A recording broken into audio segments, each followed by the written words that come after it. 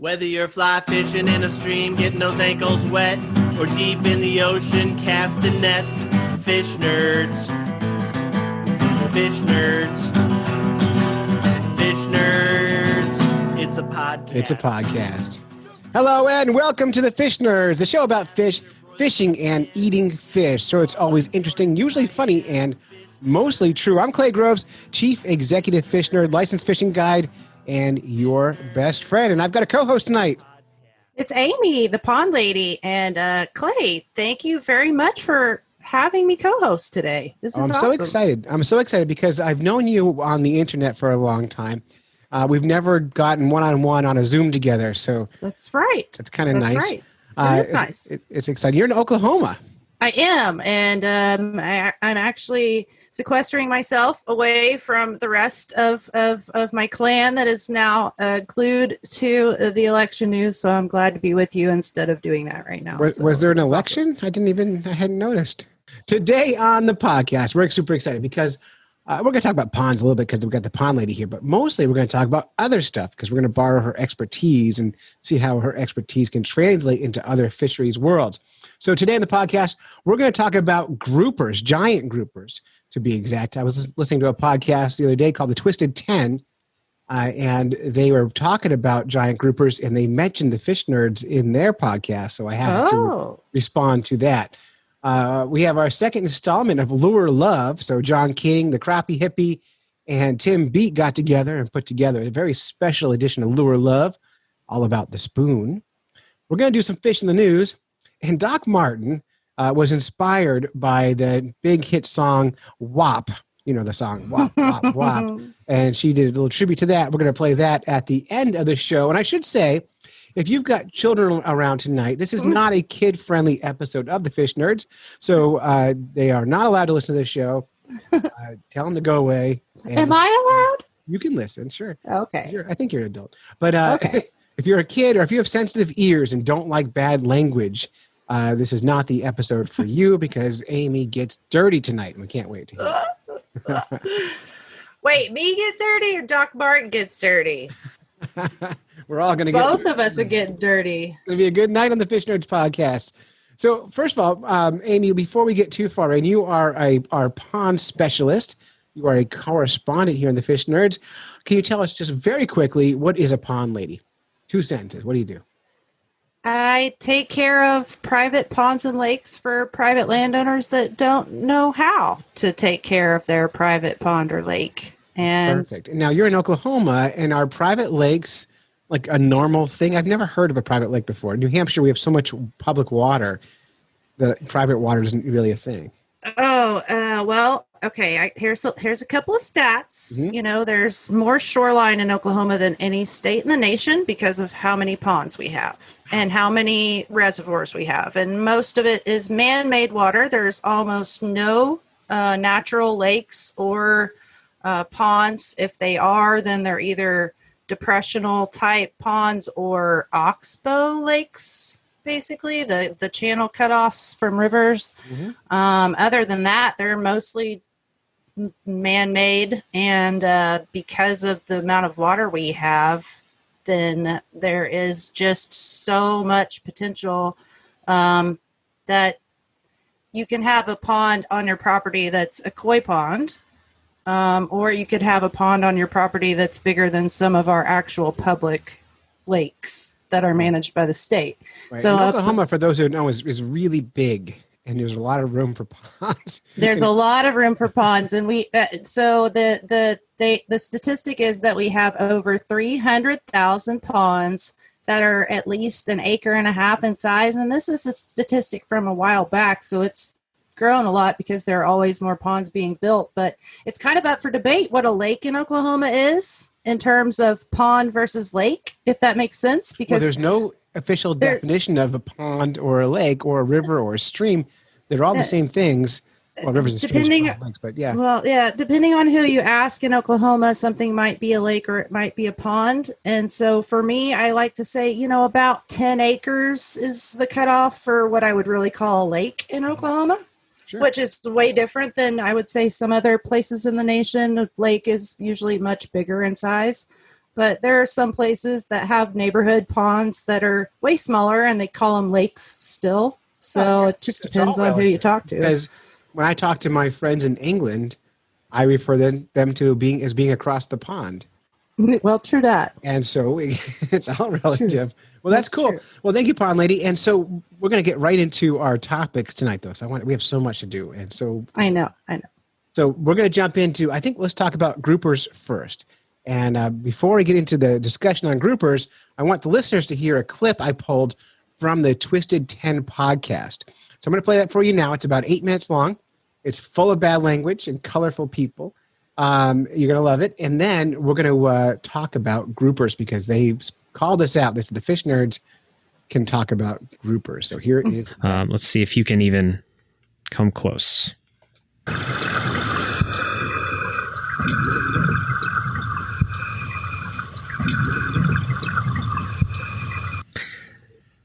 It's subtle, and I hope it translates to the folks listening back. Dude, I'm going to crank it up a little bit louder on the mixer. Dude, what we're looking for, it's one sound. Yeah, it's on a loop, right? Like you just played it 3 times. Yeah. Okay.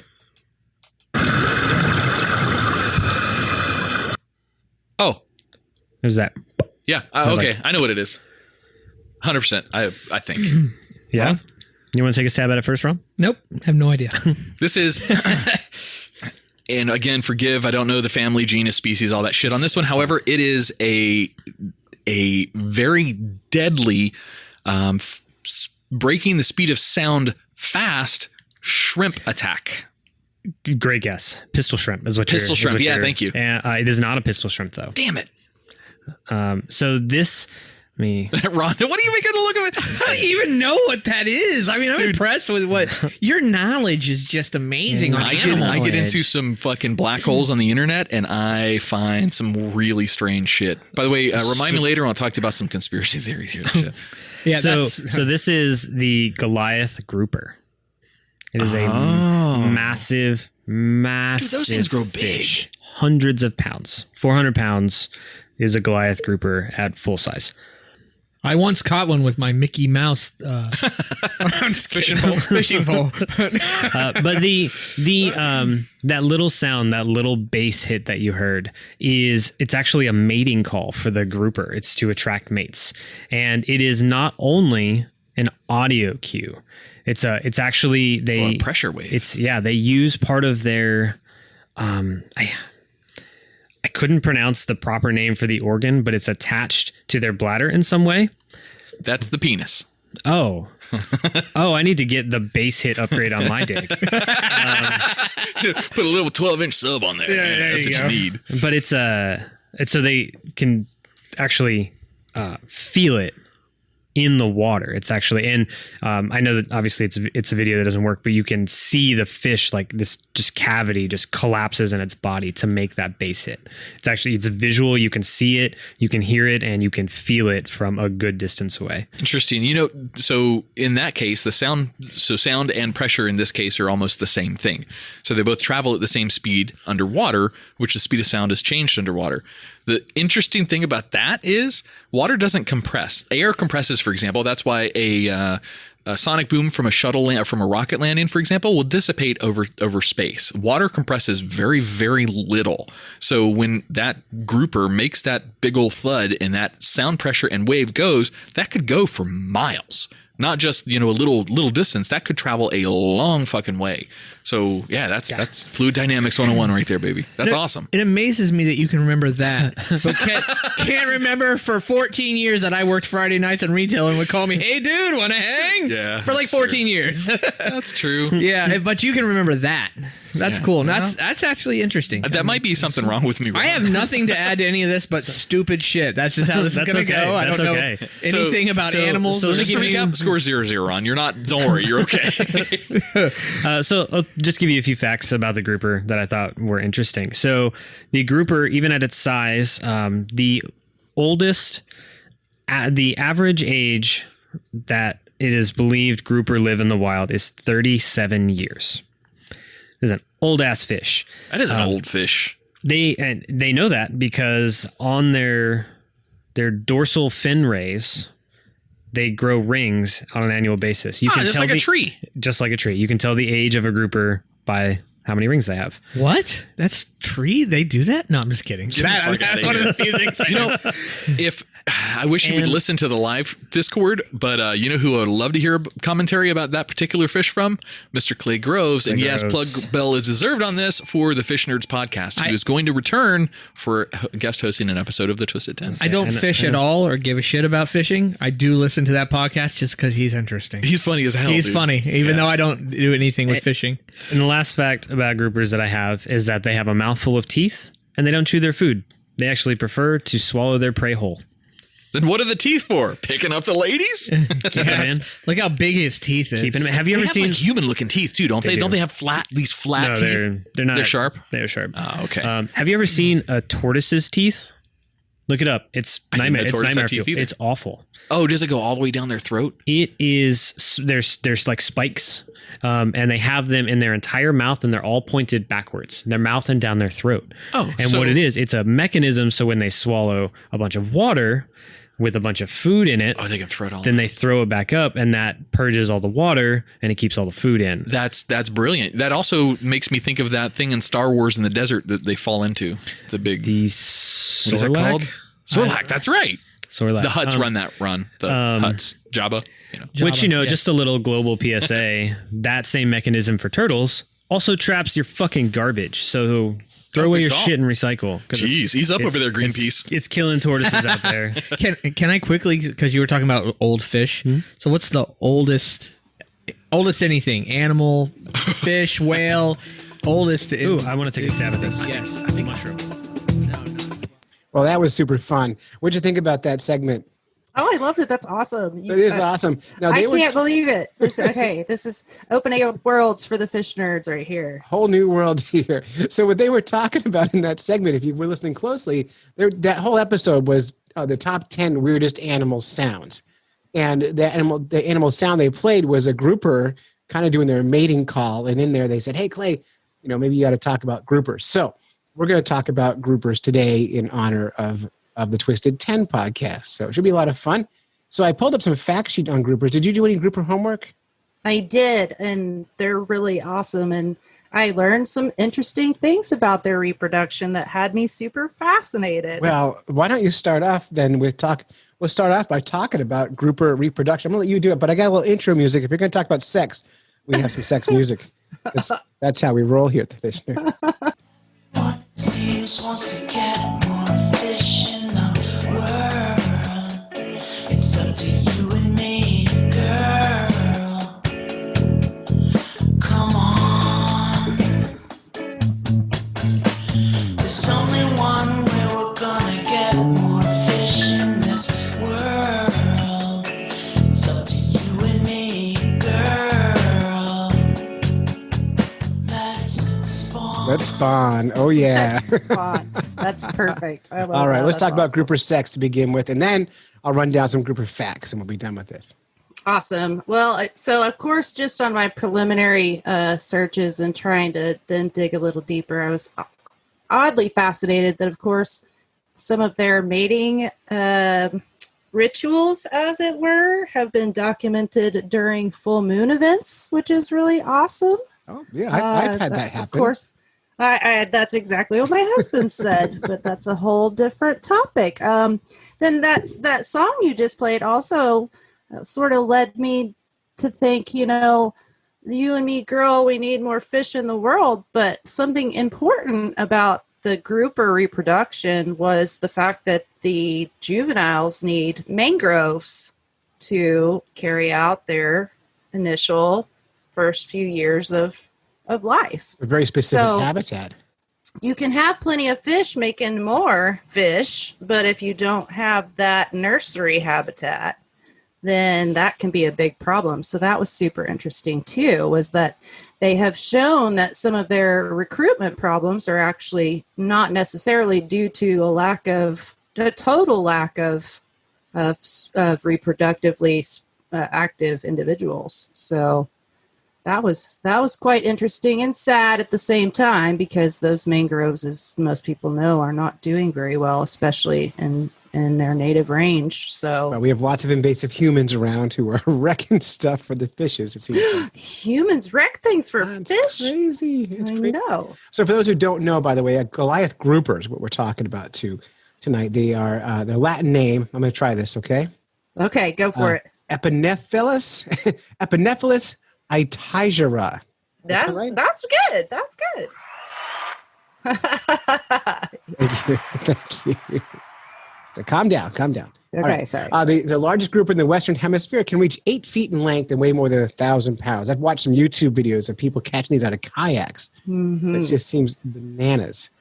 So Well- you're talking about reproduction, and Mm-hmm. why don't we get into that with spawning habits? So in your research, did you find out how many eggs a female can lay? I actually didn't get into a lot of the I got it. specifics about the numbers of individuals they're capable of. A lot of that is based on a range anyway. Depending on the size of the female, you can have a lot of variation in that. Sure. Well, according to sportdiver.com, a 4.6 foot long female caught at spawning aggregation had 57 million eggs in it. That's awesome. Now, interestingly, I think this is true with most fish, is of those millions of eggs, how many do you think reach adulthood in a perfect scenario? Adulthood or reproductive? Reproduction age. Yeah, that's a fair question. Yeah. Oh, shoot. This is true in most fish, by the way. Well, and of course, there was a differential between males and females on when they get to their spawning age, but It's 50, I would say a very small percentage, maybe less than 1%. yeah, it's like 2 or 3 fish. Oh, okay. 'Cause Well, yeah, that's basically- way, way small. Yeah, if you're going back to Darwin's theory of evolution, one of the things he said was all animals have more offspring than can live to become adults, right? And so you think about fish, I'm going to lay thousands and thousands of eggs because most of millions. those eggs and larvae are going to get eaten before they get to adults. So you have to lay a bunch so a couple can get to be big fish. Otherwise, can you imagine if they all got to be giant groupers? We get eaten by these things every day. They wouldn't be in trouble. No, we would be in trouble. Well, maybe. I don't think I would underestimate the damaging potential of humans on a population that is long lived, though. No, and these do live a long time. Now, Goliath groupers, you said they spawn in. Do they spawn in the mangrove swamps? No, I don't think they actually spawn in the mangroves. I think that's just where I'll have to go. Now I feel terrible because I really don't know for sure. I Set just me know up. that is where the young ones do their business for the first couple years of life. So I Right, don't know those- if they actually. I would imagine they spawn in the coral reefs and then their their young migrate into the mangroves for safety. But I don't it doesn't know say for sure. on the website I'm reading. It says that they will spawn in giant groups of 100. I saw that Yeah, part.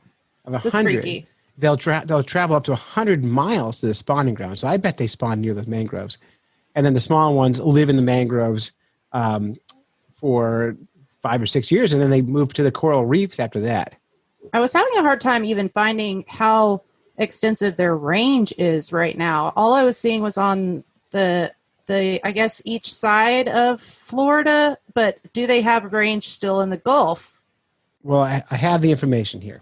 So according to the Florida Museum of Natural History, Goliath grouper can be found all throughout the Gulf Coast of Florida, right on through like Mexico, that whole Gulf of Mexico, down around South America, and then up the west coast of the United States as well, up through Panama and California, and then even on the west coast of Africa as well, all in the same kind of temperate zone though. Okay, so then I guess due to habitat requirements and a lot of other factors is what is really causing their decline in numbers, then I would imagine. They're a species that's prohibited to harvest, and They are on the NOAA species of concern list from 2006, a no-take species, but they're still commonly fished for. Yeah. well, but you can't harvest them. Well, I guess it depends on where you're located. This was in Florida. You're not allowed to harvest them in Florida because the kid got in trouble like a week ago. You can't even really take them out of the water for long in Florida. You have to if you catch one, it's not illegal to catch them, but if you catch them and they're small, you basically have enough time to get the hook out, maybe take a photograph before you have to release it. Then if it's a larger individual, it sounded like you're really supposed to just cut the line because they're not equipped to be taken out of the water like people think. You can cause mortality, post fishing mortality by taking a fish up onto the deck of a boat just to get pictures or weigh it or measure it. And so that's why a kid got in trouble, because I guess he took a young individual home and was taking pictures of it at home and was showing the photos on social media. And guess what? You're not supposed to take one home. No. So, yeah. I mean, the problem too with like catching and releasing a large fish like this, I worry about the exhaustion of the fish, just them coming up and letting them go. I wonder what the recatch rate is. Like, do they? Well, and I was interested in trying to see what the assessment had been on them, how they were determining that they were imperiled or vulnerable at least. And it sounded like there was a couple of different efforts made to assess the stock there in Florida, but it's hard to extrapolate that out to a species that has a range that big. So the state of Florida can make their assessment, but that doesn't necessarily translate to management regulations for, like, I don't even know how far these fish travel. Are you seeing the same individual in different areas of the Gulf? Do they stay in one locale where you can say this is a Florida sort of population but I mean, there's a lot of interesting things you can ask about that. Well, the weird thing about a grouper for me too is they look like a giant freshwater fish. Obviously love crustaceans too, like a bass would, and not super like aggressive in terms of hunting things down. They kind of lie in wait and just suck in those big preys. Yeah, exactly. So, and what's funny though is that talking about these larger bodied fish actually does factor into one of the news stories I had for later that we'll get into. But, when you talk about these larger animals and how they live life, it's a little bit different than if you're talking about a smaller species that does even similar things, because it's a whole different ball game. It's harder to be a large animal. But I did find some interesting here. So this is from the Florida State Fisheries website on their law. Here's the law on catch, releasing. Okay. Must be immediately returned to the water free, alive, and unharmed. Okay. That's when you catch a fish to not harm it. That's how unharmed is any fish? I mean, like, it depends on that's very subjective. It's very. Now, I've watched the YouTube videos of people catching these things. They're using these giant hooks. They're like the size of your arm and hold chickens for bait. Oh, God. They're not alive chickens. But they're catching them on these giant like shards of metal. Photographs can be taken, but only during the active release. Photographs or any other activities such as measuring the fish should not delay the release in any way. Large Goliath groupers should be left in the water during release. The skeletal structure of the large Goliath cannot adequately support their weight out of the water. So you will damage them. Yep. If the large Goliath is brought on board a vessel out of the water, it's likely to sustain some form of internal injury, and therefore it will be considered harvested. So you were right about that. Mm-hmm. Yeah. Taking small Goliath groupers out of the water is not necessarily bad practice, but they say do it with care. So they're it's important. And they also have some population assessment here. They declined in the 1970s and 80s due to increased fishing pressure from commercial and recreational fishing harvest. You can imagine the how much food you get off of one of these giant fish. Especially because they do. I mean, even when they're not mating, they'll still, I believe, use similar resource types. So they call them aggregations, where it's like, they have fish aggregators, or things that you put in the water to attract fish. Well, they tend to go to structure. So they like things like sunken boats and piers and things like they'll go to, but they'll also use these coral reef areas. So even though they're not necessarily schooling fish, they'll hang out in big giant groups. Yeah, they like their So the habitats. groupers, I mean, right? Exactly. So, All right. I mean, it'd be easy to target. Perfect. So that's our best effort at talking about groupers for the Twisted 10. Thank you, Amy, for helping with that bit. You're welcome. All right. So now we're going to do a quick talk about our Patreon page. One of the ways, the only way currently we fund this podcast is through donations from listeners. And you can donate on patreon.com/fishnerds. We're hoping that everyone will give us $5 a month. That would get us a long way towards paying our bills here, buying better equipment. We've upgraded our studio recently thanks to Patreon. The goal, the dream of the show would be someday where I can make a living making a podcast. I've been doing this for 7 years. We don't make profit on this. I don't even make an effort to sell advertising. That's shame on me. But if you want to buy advertising, you can give me a call. But we don't do a lot for advertising. But Patreon is where it's at, and everyone who donates at any level will get, through their email, will get ringtones from the Fish Nerds. So you can have our theme song, our Fish in the News theme. And there's a new ringtone coming out after this episode, but I'm not going to tell you what it is right now, except for it's RAS. So I won't tell you anything else. You know, this is sort of inspiring. I really like the Patreon thing, and it makes me want to create something too. So I'm inspired. So we got to make sure that we not only give props to Doc, but that she also knows that she is going to help inspire some more content for the Patreon page. When you hear what we've got coming at the end of the show today, you're going to blow your brain up. I'm It's so good. excited. But anyway, thank you to all the Patreon subscribers. And by the way, if you give us $25 a month, I will say your name and your business at the end during every episode of the show. So I need to talk real quick about my friend Beth Metz, who does not have a business, but she gives us $25 a month. But if you do say her name in the mirror 5 times in the dark, in the middle of the night, she will haunt your dreams. So you get that. So Beth Metz.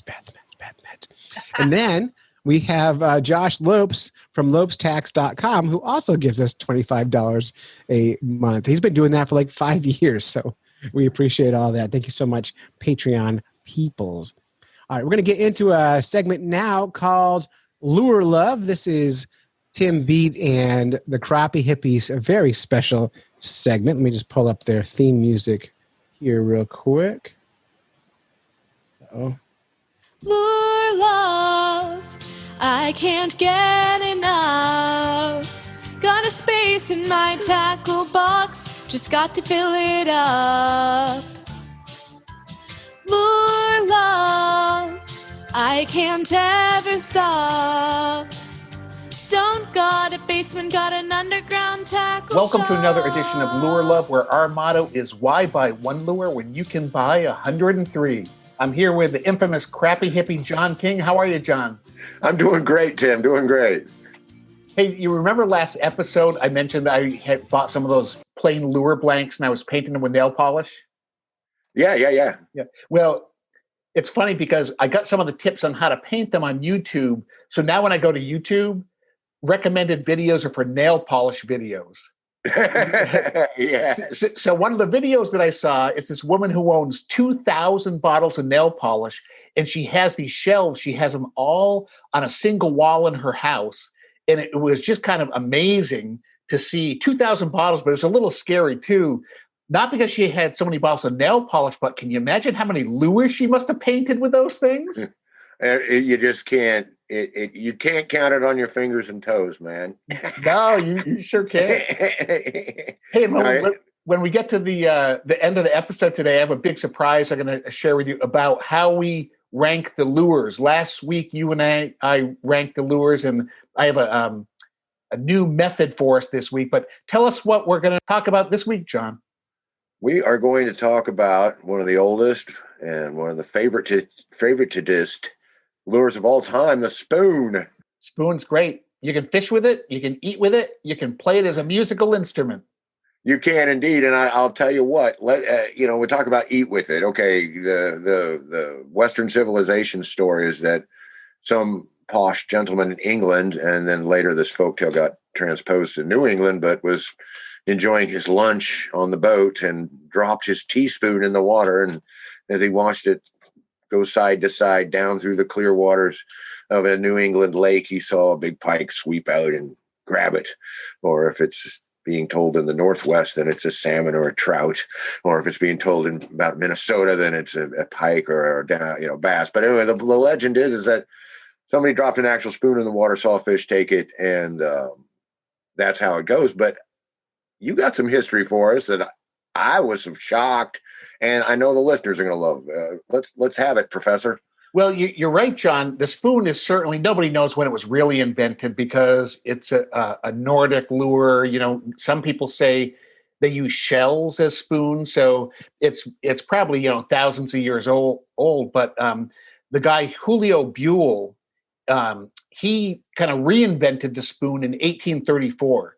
And the story goes, he was eating his lunch in the boat one day. He drops the spoon overboard. And as he watched it sink to the bottom, a huge fish, like you said, came up and chomped it.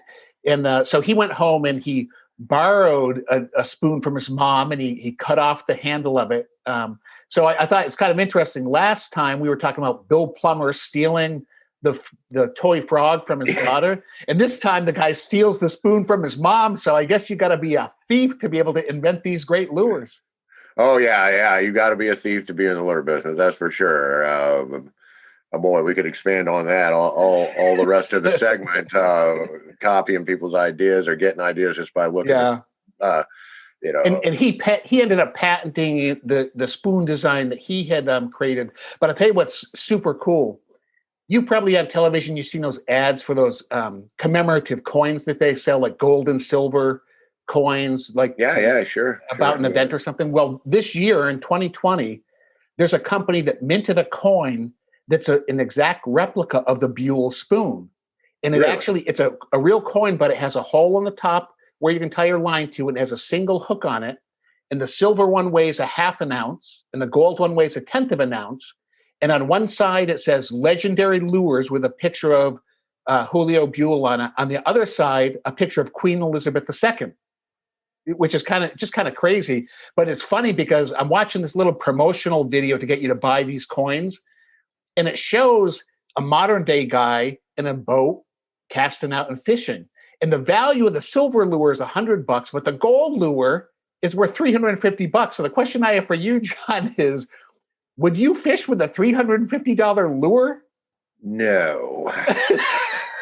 No, we're not in this the life I'm leading now. And even if I get to be the flush with money, I don't see it because, gosh darn it, Tim, I'm just not meant to have nice things when it comes to fishing. I had a buddy dredge up a ducket rod with a brand new loose reel on it. He caught it out of the bottom of a lake, and he doesn't fish with casting. So he gave it to me, and it was less than a week. One of my other friends dropped a battery on it and busted it. I mean, I've got to get stuff at a garage sale and stuff, but I couldn't relax and enjoy fishing with a $350 lure. That's just not I would be scared to death that either I would break off or get snagged on something. $350. So I kind of got a kick out of that. I don't really know exactly how spoons work, like what the physics behind it is. And I know, they're concave on one side, they curve inward, so that kind of catches the water and it makes them wobble. But when I read about it is, as people design these and look at the shape and the thickness, the deeper the spoon, the wider the wobble, and the flatter the spoon, the less it wobbles. And then, but the thing I really didn't know is it said that the longer spoons wobble more than the short ones.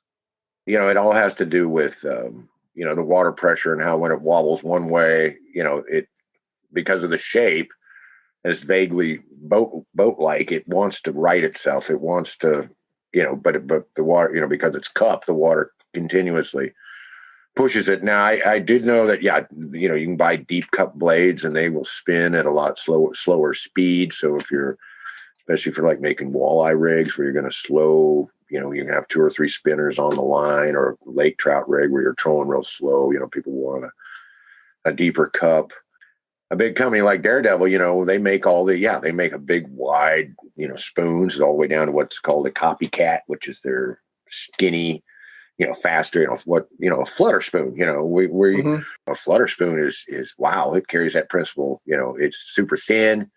They're long and they're made to just wobble really quick. Some of the designs are kind of amazing where it almost looks like they're going to tip over.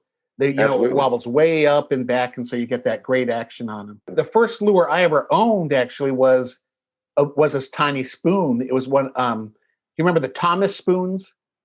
They kind of had a little cutout at the end, but it had like a rainbow trout pattern on it, just about 1.5 inches. And my dad bought it for me before opening day fishing. We had trout season in Massachusetts, and the funny thing is, he got it at an auto supply store. Did they have Western Auto where you are? Oh yeah.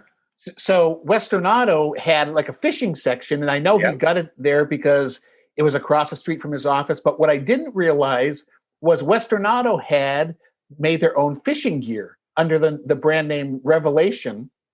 And right. They did tackle boxes and stuff. And then I thought, well, it's no wonder they were making toolboxes. So they take the toolbox, change the inside of it, and they call it a tackle box. So if you go look on eBay, you can find a lot of that old Western Auto, the tackle boxes and everything like that. And that Thomas spoon, they still sell that today, the exact same spoon the way I got it as a kid. That's fantastic. And that Western Auto tradition too also comes from the fact that before there were a lot of tackle stores and before machinery came along, the hardware store, the blacksmith, that was where you got a lot of your fishing tackle. People take hooks and line and all that stuff for granted now, but in the old days, you used to have a guy make your hooks for you a lot of times. Just like you used to have to take your silk line after you got done fishing and string it up back and forth on the clothesline and dry it out before if you left it on the reel, it would spoil. And they had cotton line. Right. It was way more labor intensive, but the hardware store was where to get tackle. And hell, I got some Revelation braid right here on the desk back here that Kathy picked for me out of some garage sale or something. That's pretty cool. What was the first lure that you remember ever owning as a kid? Oh gosh, that I remember owning, because I know I had jigs right off. Caught my first crappie when I was 3. Caught him on a jig and bobber. So, but I suppose, without a doubt, my first lure that I remember was a hula popper, because it was froggy and it was cool looking. And then my next one was a rubber crawdad, kind of like when they remember those old creepy crawler sets you could get where you poured the plastic in the mold and heated it up, and those great old toys where you really got injured a lot as a kid, burned and so on. I love those. We used to make those, and you can make the worms and the skeletons. Yeah, all that stuff. We lived by that. And the funny thing is, when we made those, that was before you could even buy rubber worms. I don't remember buying plastic worms for fishing, but you could make them, and they're the little bugs and all the things like that. Sure. Yeah. I mean, I stuck a hook in more than a few of those, but. Now, John, you had mentioned the Daredevil spoon started in 1906 when Lou Eppinger, who was fishing in the Ontario wilderness, I think he was fishing alone, and he hammered out a 2-ounce spoon. There was thinner in the middle and thicker toward the edges. When it wobbled, it almost turned over, but not quite. So he was kind of developing these things for himself. And 6 years later, he turned the prototype into a finished lure that he called the Osprey. It wasn't called the Daredevil. And the company's website says that in 1918, Lou's nephew, Ed, came to work with his uncle, and they changed the name to Daredevil, naming it after the Devil Dogs, the name given by the Germans to the 4th Marine Brigade, which successfully penetrated and captured the Germans in the Battle of Belleau Woods in 1918.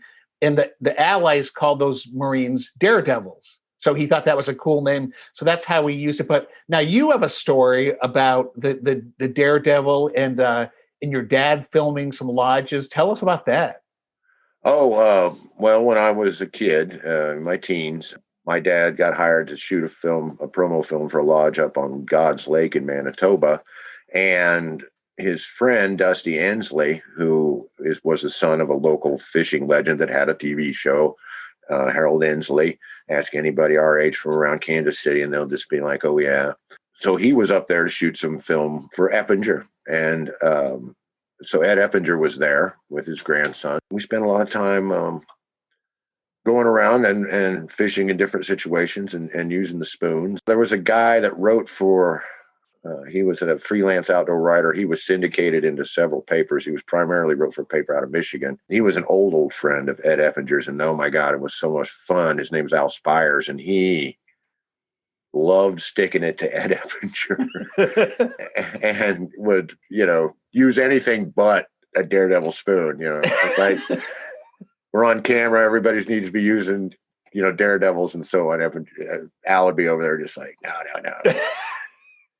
Johnny, give me one of those jigs. Give me one of those Reaper jigs. Give me one of those Ensley jigs that you were catching them on yesterday.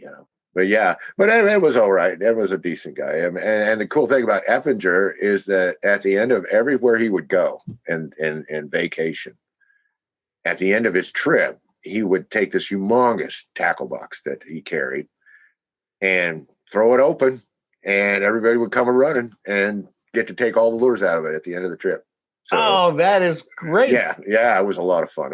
I got there a little late, got in line behind Dusty, which bummed me out because, of course, I wanted the little bitty. I love their little mini devils and their little midget devils or whatever they call them, the little bitty spoons. But a couple of trout guys got in ahead of me and got most of those. But still, I still have a couple of those spoons. But yeah, it was a lot of fun. It was interesting to me. That's one of the amazing things, John, about that, the Daredevil as a lure.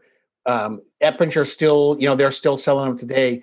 They have 16,000 different, size, shape, color combinations. Yeah. But one of the things about the Daredevil that is, I haven't seen this in any other lure. You can buy that same lure from 1/32 ounce to 3 1/4 ounces and everything in between. And you don't see too many lure types where you can get an itty bitty thing and also just a big honking pike lure. So interesting that what I thought was a folk legend about the spoon is the actual story, at least for the modern spoon. But one reason we tell people to go ahead and spend the money in the spoon business when you're buying spoons is spend the money on a Daredevil, spend the money on a Dixie Jet, spend the money on a Red Eye, spend the money on a little Clio, a reputable brand, because what does a cheap spoon do to you? Spins. And you want wobble. You don't want spin. You want it to go, all the way to one side and then want to right itself and go the other way. And that's why you can tell that they're the same thickness in the middle as they are on the edges. They've just been stamped out of metal in some factory on a press, and they just go round and round and round. I mean, and then it twists your line. Twists your line like crazy. You make that mistake as a kid and you tie even a wobbling spoon directly to your line, you're going to get some twist. So you got to put that swivel on there. But it doesn't even help to have a swivel if you got a bad spoon. Not only are you not catching fish, it twists the heck out of your line, and then you're having all these problems. You can get by with a cheap jig. You can't get by with a cheap spoon. Buy a good one. Buy a good one. Absolutely. Now, when I was growing up, and still, I think my favorite spoon is probably the Johnson Silver Minnow. Like the Daredevil, it's thicker in the middle, thinner at the edges, and has about a 35-degree wobble, which is pretty significant. The funny thing is, Johnson's first name was Lewis. So we got Lewis Johnson and we got Lou Eppinger. So I think if your name is Lou, is your middle name Lou, John? No, but maybe I have to change that. But then again, I'm not a spoon guy so much, but yeah. But I love that silver minnow. When I was growing up, we would buy the Uncle Josh pork rind strips and put them on as a trailer. Yes. Heck yes. Which were great, unless you let them dry. And then you had to use a jackhammer to get them off. Now, listen, for you young folks, you're like, what the hell is a pork rind? Before plastics, we had pork rinds, and everybody's tackle box had that invariably would have that stain across the bottom from their pork rinds coming open, and the salt, the ones that were packed in salt and aroma. But yeah, that salt would eat away at that lid, and then you're out there trying to open it with a pair of channel locks, just shattering the jar. Yeah, they were not convenient. But wow, what a great thing to trail on a Johnson spoon. And, what a great idea. The idea of we talked about topwater frogs last time. Who comes up with a topwater spoon? I mean, how fantastic and how weedless and how completely dominating was the Johnson Silver Minnow in the late 60s, early 70s. Just the other day, I was online, and I hadn't seen this spoon before, but this is a new product that just came out, a relatively new. It's from Northland Fishing Tackle, and it's called the Glow Shot Fire Belly Spoon. And Yeah, they you say sent me something on that. Pretty cool. yeah, it is cool. They say it's good for crappie and walleye, but the spoon has a little place where you put an exposed light stick, like the things you see at concerts. Right. And you can get red, green chartreuse, lasts for 8 hours. So if you're in darker stained water, it's actually glowing. And I thought, what a cool concept. But what you'll love is it's lead-free zinc alloy. Yes, and zinc is a great material for spoons, and you're seeing it coming along. Alternative materials. I mean, spoons are one of our lead-free allies out there. They're all out of brass or steel or, zinc or something environmentally friendly. And so, this is the thing about alternative materials is that, as anglers, we're not afraid of alternative materials. Not every good lure is lead-based, or every metal lure lead-based. The spoons have been lead-free since the guy dropped the spoon in the water. Right. Well, lead wouldn't work as well because you need it to keep that exact shape. And you don't want to be bouncing it off of rocks with lead and everything. So you had the brass and the really nice metals. But this whole concept of putting a light stick in there, I thought that is very clever. And we have a lot of muddy rivers around here. So I may pick some of those up and I'll let you know how they work.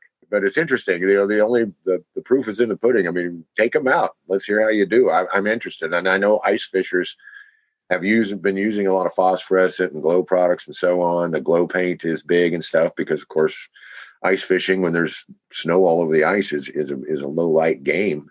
That's the great thing about spoons, John, is you can use a little tiny spoon and go catch brook trout in a creek. And then I've taken some big honking spoons and I go catch striped bass in the ocean. And it's pretty much that same design. The things don't break. I'll tell you that. It's fantastic all around lure, and it will never die out because it's simple. It makes sense.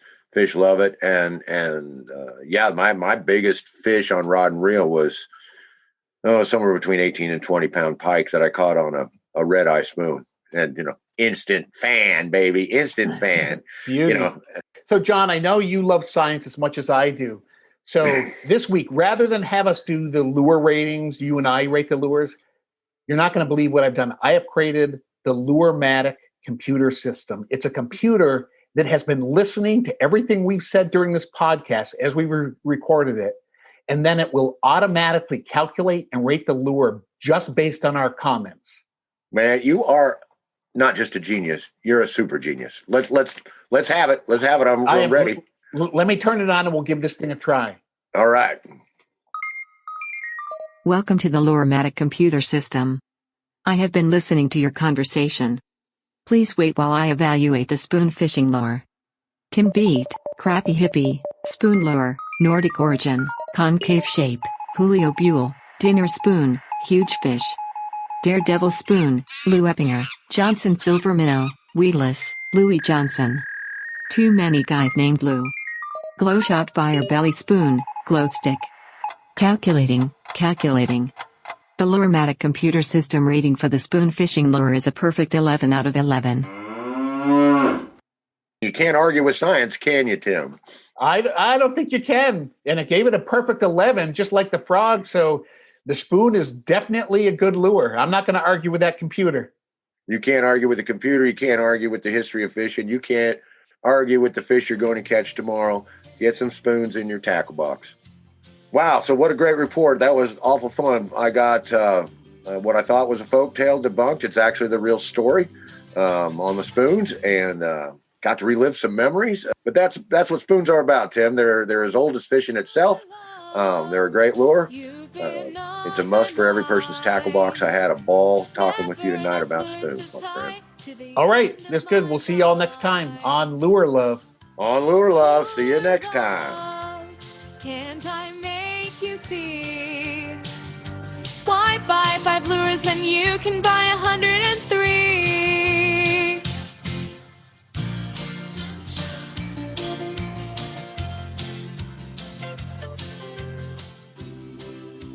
All right, that was fun. That was Lure Love. They talked about spoons today. What do you think about that, Amy?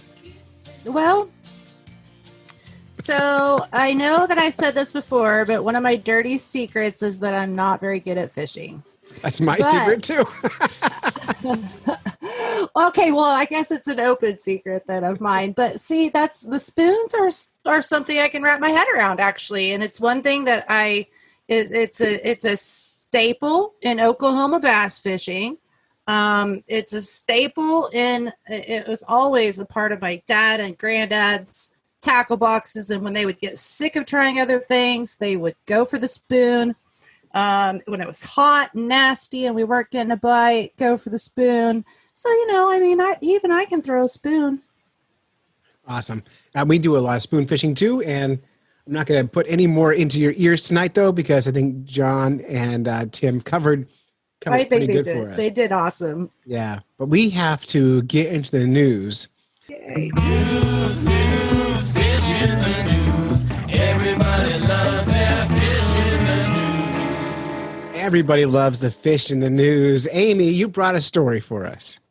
Well, I brought a couple of stories, but one of the ones that I didn't know if we had talked about before was a pretty sad story that. Never mind. Don't do it. Okay, well, I mean, it leads into something good. All right, go ahead. Okay, so we had an extinction event this year that was just sort of a turning point, I think, for maybe a lot of people, maybe not, I don't know, but the Chinese paddlefish was officially declared extinct in the wild. Finally. Functionally extinct, which is terrible. But at the same time, in Oklahoma, we set not just one, but like 2 world records for the American paddlefish, like back to back in one lake, in Keystone Lake. And so that was super interesting. I don't know if people heard about that. It's one of our huge fisheries in Oklahoma is paddlefish. A lot of places where, well, a lot of places where they still have native range, you can't really fish for them. So because they're planktivores, of course, you have to snag for them. And you have to target them when they're running up some rivers to spawn. Usually that's when you're targeting them. So to have a world record, it was 151 pounds, 14.4 ounces. And that was in July of this year. Yes, from snagging. That sounds terrible. Like, what? I don't understand. Yeah, I it's really hard. The first and only paddlefish that I've ever caught on a line was 29 pounds. Sorry about that. I can't hear you all of a sudden, but it was a really hard fight. And I had not done a lot of snagging and had some guys that knew how to put me on the fish. And I was already there for work, but had taken some time to actually go fishing specifically to harvest a fish. It was like, you know what? I've done this so long. I'm going to take some fish home. And 29 pounds was really, really difficult. It wore me out. So you caught a 29-pound paddlefish. Mm-hmm. And you caught it through snagging. Yes. And tell me about what snagging a paddlefish like entails. How does one do this? You just have a big weighted hook. It has to be barbless hook, but you essentially are just dragging it through the current of a flowing river over and over again across the river. As they're going up the river, then the theory is that, you'll eventually just run into one. And so basically that's what happened. There's a little spot. It was actually an eddy underneath the bridge where there was a scour, and they had stacked up there because they were able to get some refuge from the current. And so there was a bunch of them that were stacked up there, and these guys had just been pulling them out all day long. And of course, working for the state at the time and, doing a lot of drives up and down the river all day. Those guys had seen us. They'd seen me. We'd talked to them multiple times. We'd had multiple people in their party that had harvested fish during the day, and that's part of the whole thing is the state will take your fish and process it for you, so you get handed a bag of fillets. That's not bad. But you have to surrender the fish and all the data. You don't get to take anything with you. And of course the state is using the eggs and they're turning them into roe for caviar, and they're selling them as caviar. to help fund paddlefish research. That's fascinating. So they're So- hard. That's fascinating. I had no idea. Yeah. Yeah. Oh, really? I didn't. Okay. See, I take this for granted because my family grew up on the fishery, one of the main fisheries for paddlefish. So we've been snagging paddlefish. I mean, there's pictures of my granddad and grandmother snagging paddlefish from like the 1980s. Oh, you said that And- wrong. You're supposed to say, we've been snagging paddlefish for nigh on to 30 years down here in Oklahoma. Well, where the it wind may have blows. been hundreds We've been on of the years. plains. Yeah. Well, yeah. I mean, these fish have been a huge resource for these people for a long time. It's just kind of, I guess, one of the more well-kept secrets. But we have people that come from a lot of states in the Midwest to snag for paddlefish. And then, of course, they've got a big red line. They're a cartilaginous fish, kind of like a shark. Mhm. And so the big red line that runs down the middle is not really edible. So it takes a little bit of finesse to clean one right so you can cook it up. But when you fry it up, I had little nieces that were super picky. They were the chicken nugget clan, you know. They had chicken nuggets and French fries. That's all they would eat. Chicken nuggets, French fries, and macaroni and cheese, right?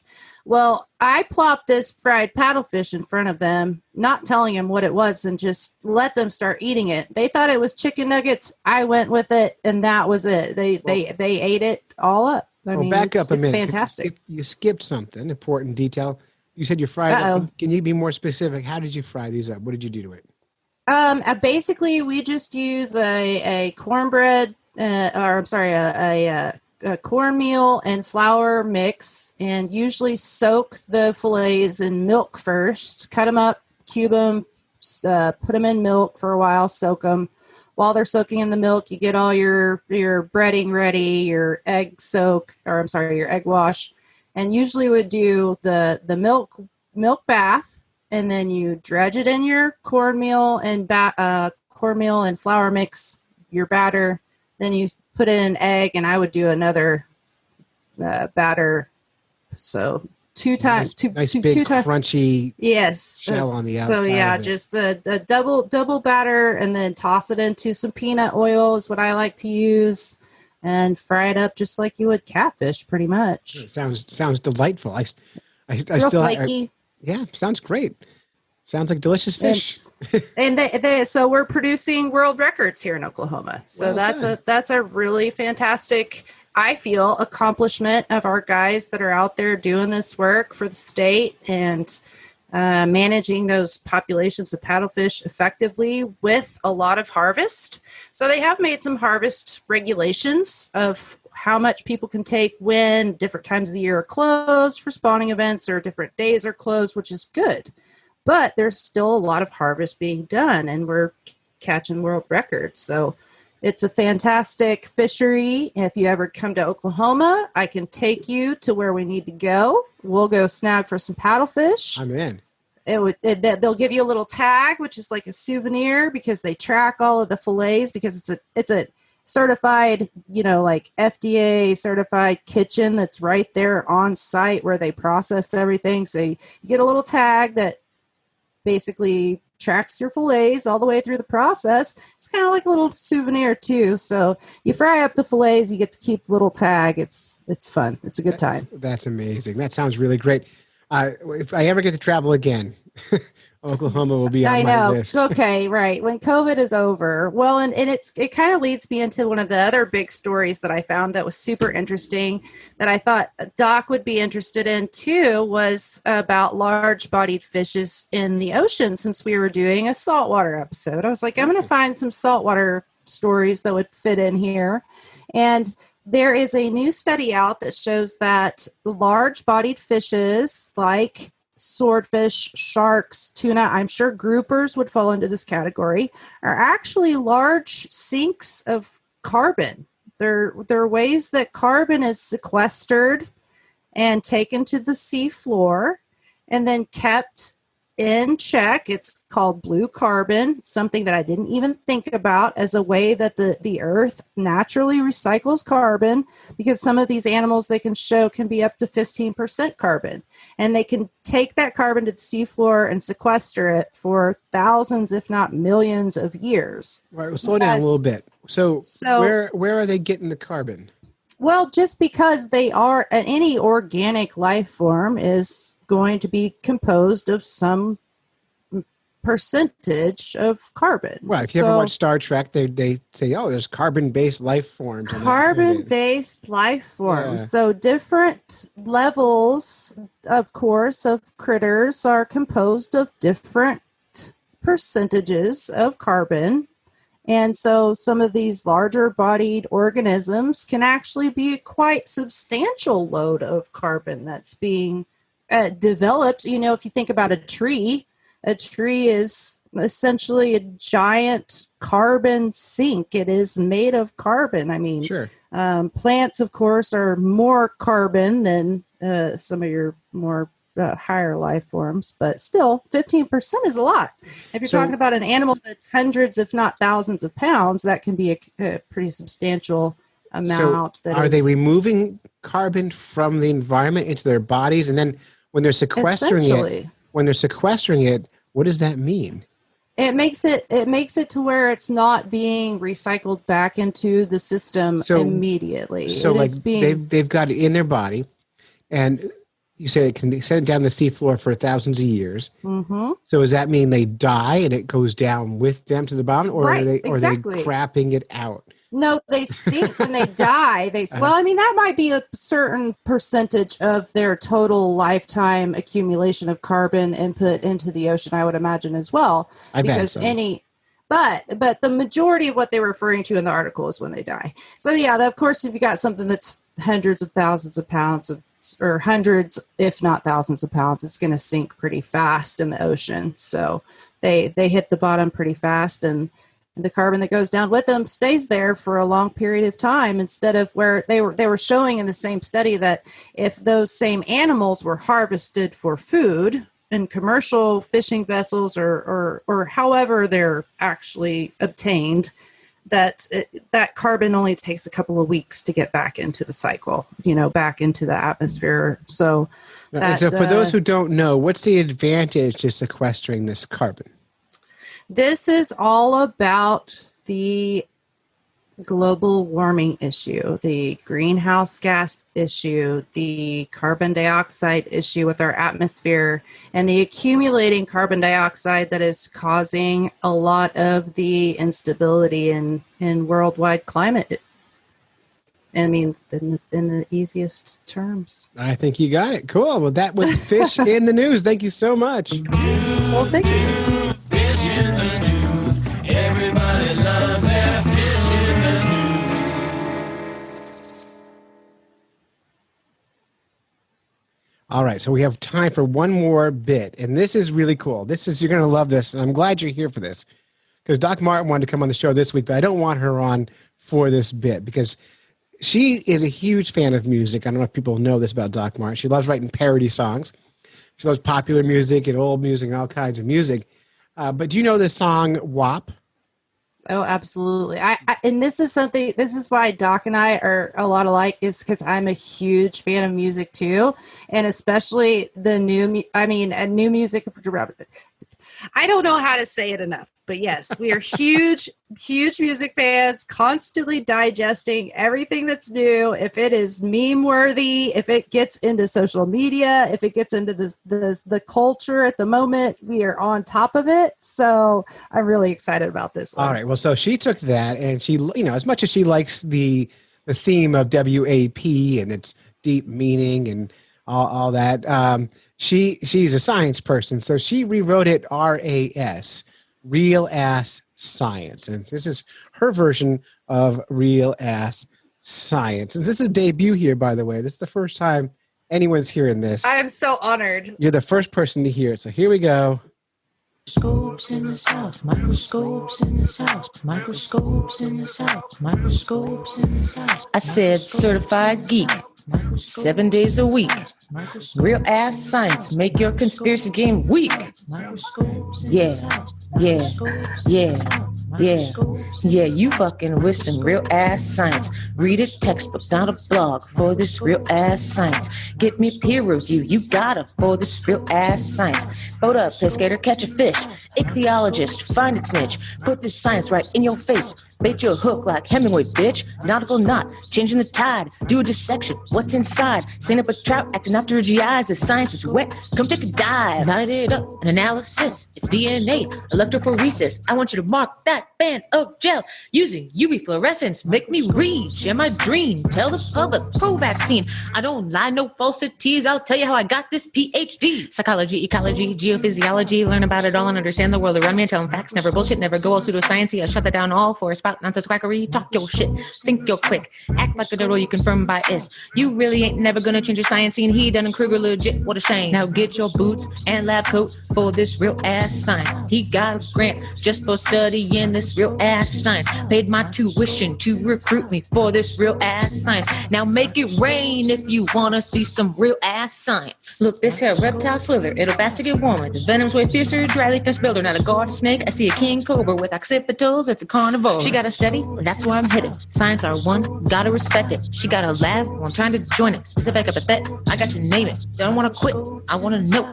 I want to search. I want to grow. I want to elucidate that knowledge and change the world that we all know. Analysis fire, low season, low P's. It's going in R, coming with validity. I explain that trend and the stats support me. I published this work, got my 3rd degree. Your Honor, I'm a geek bitch. Quantum physics. Switch my frame, Planck, Einstein relations, equivalency, mass, but it's light speed and wave function state. It's Schrodinger's equation. In the food chain, I'm the one who'll eat you. Herbivore, eat grass. Some say bottom feeder. Big D stands for big Daphnia, trophic cascade before the prey eats you. If it free reign, then it can't claim. You can't hurt my feelings. It's not in vain. If they stop me and ask why I do it when I science shit, it ain't for the fame.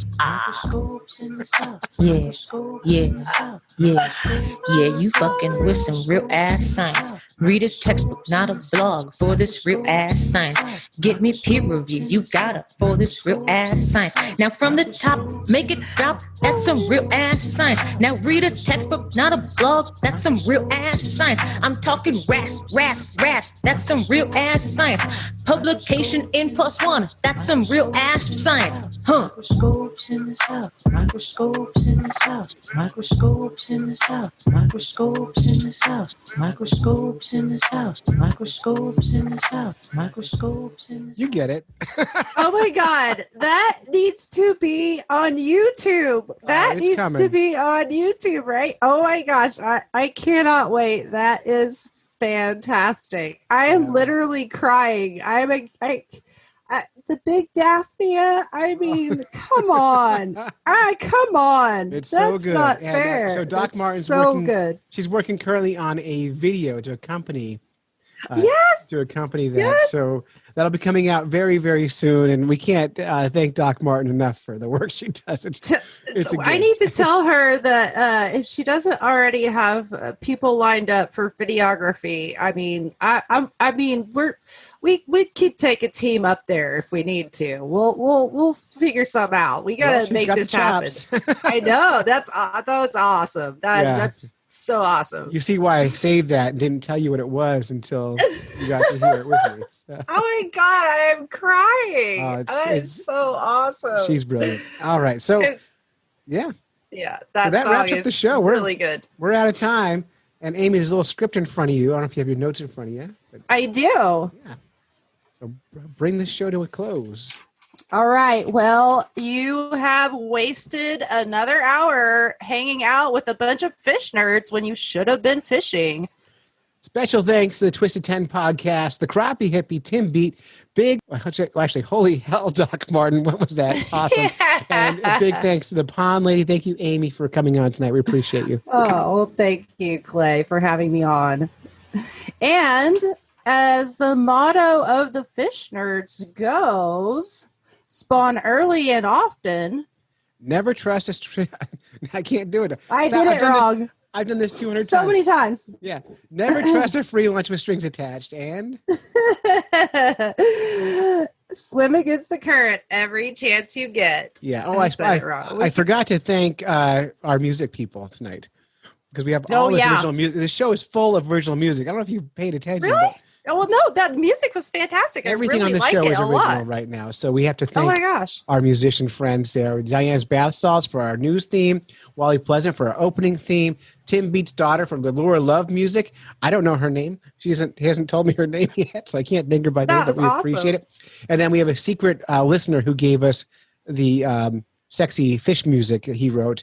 He does not want his name shared. So we can't. He is very. That makes sexy me want to though. know even more. I said it on one show, and then he called me after and says, I don't want my name out there. So, Oh, no. Okay. yeah, so that's the show. You did it. You made a podcast. Whether Congratulations. you're fly fishing in the stream, getting those ankles wet, or deep in the ocean, casting nets, fish nerds. Fish nerds. Fish nerds. It's a podcast. It's a podcast. Just for the halibut. Fried in a basket or broiled in a pan. Eat it raw like you're in Siam. Fish nerds. Fish nerds. Fish nerds. Fish. It's a podcast. It's a podcast. It's a podcast. Well done.